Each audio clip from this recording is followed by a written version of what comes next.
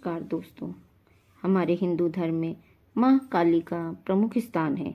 माँ काली की प्रतिमा को तो आप सभी लोगों ने देखा होगा। देवी काली भगवान शिव की पत्नी पार्वती का अवतार है। जगत जननी माँ अम्बा ने राक्षसों का संहार करने के लिए माँ काली का विकराल रूप धारण किया था।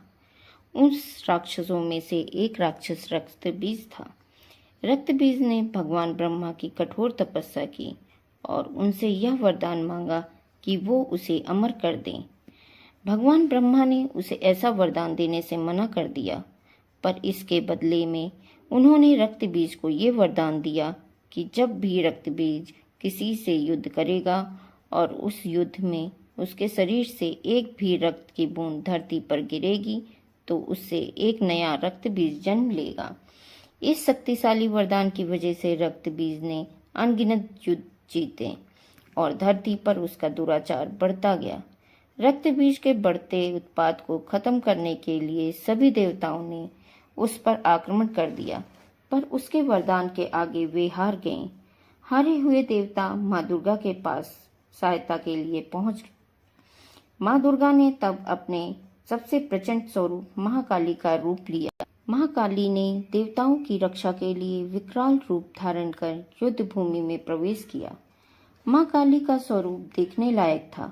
उनके एक हाथ में खड़ग और दूसरे हाथ में खप्पर था। महाकाली ने राक्षसों का वध करना आरंभ किया और उनका खून पीने लगी।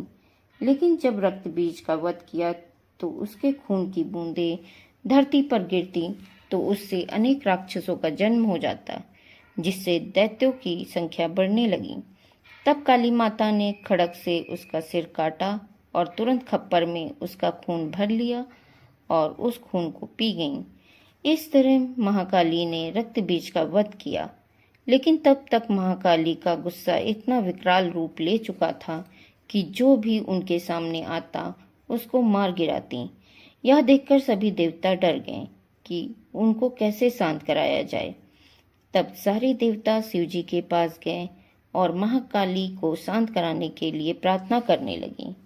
भगवान शिव ने उन्हें बहुत प्रकार से शांत कराने की कोशिश करी। जब सभी प्रयास विफल हो गए तो उन्होंने उनके मार्ग में लेट गए।